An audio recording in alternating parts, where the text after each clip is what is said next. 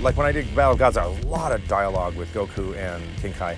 I don't feel like I'm arguing with myself because when I'm so into character that oftentimes when I hear, I'll record King Kai usually last, but sometimes it's first. But depending on who I record first, when I hear it played back in my headphones, I don't think, oh, that's me playing. To me, it might as well be another actor. And I'm not saying that's because my performance is so amazing. I'm saying it's because when I'm playing that character, I am so not me that when I hear it back, I mean, I sometimes watch Dragon Ball Z and I go, oh yeah, that's me. Which is weird because when you watch me record, you'll see me talking as myself, but I'm still suspending kind of a program in my head, the Goku program or the whatever character I'm playing, a King Kai program. So, no, I don't feel like I'm talking to myself. I feel like I'm just working with another actor.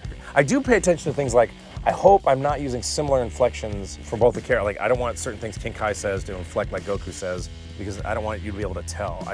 There's so many fans who are so sweet and they're like, I heard you as this, I heard you that. I'm like, it's really sweet, but I don't want anybody to be thinking about me when I'm acting because I'm trying to suspend your disbelief. I want you to believe it's Goku. And this happens to this day. I'll say I voice Goku and I'll be signing something for someone or meeting someone and they'll go, I'll say, I voiced King Kai too. And they go, oh really? And they've been watching it 15 years and didn't know. I'm like, yes, I did my job right. What's my favorite Super Saiyan transformation? And actually, well, first off, my favorite Goku mode is Goku mode, not any Super Saiyan mode.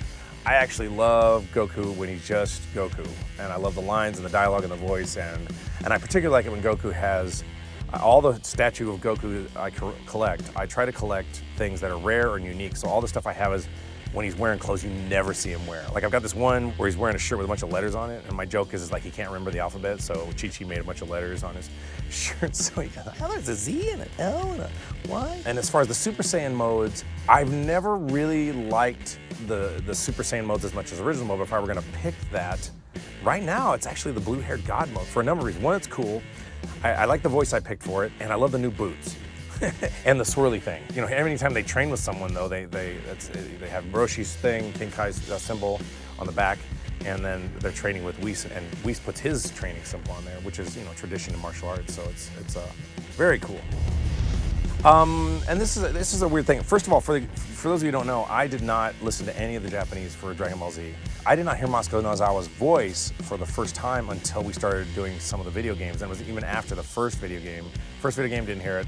Maybe the second or third video game we started hearing it, only to hear timing. And then for Kai, we started listening to it. But I rarely let Masako affect my performance, not because I don't respect her, but because Japanese is a different language with different inflections, and it does not jive with English hardly at all.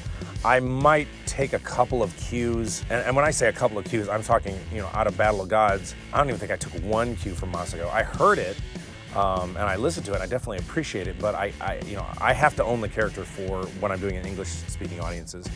As much as I absolutely respect that cast, for us and what we're doing here in America, it's our show, so to speak. So that means we got to make it our own, and I got to make the choices that work right for what I think will emote emotionally for a person listening to this in English. And even the Kamehameha, I didn't even know how she did Kamehameha. She goes Kamehameha. She goes up at each one, little scoops. I've never done it that way, and I can see how that works with the clip nature of how Japanese can be clipped. But you know, I usually do Kamehameha, and they're even, and you know, as an example. But out of the thousands and thousands of cues I've done for Dragon Ball Z over the last 16 years, maybe one or two. And that's no disrespect to her. She's awesome, but I took more cues from the Canadian cast when I took over the voice because they're speaking English, you know.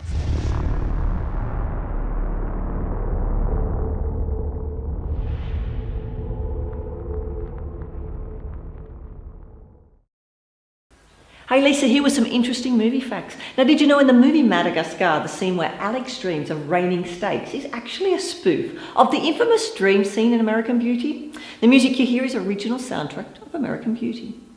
An accusation of subliminal Disney messaging in the movie of The Lion King involved the word sex, which is alleged to be visible in a dust cloud as Simba collapses on the cliff at night. Go and check it out for yourselves. Now remember to subscribe to our channel to stay updated on all the latest releases. Bye.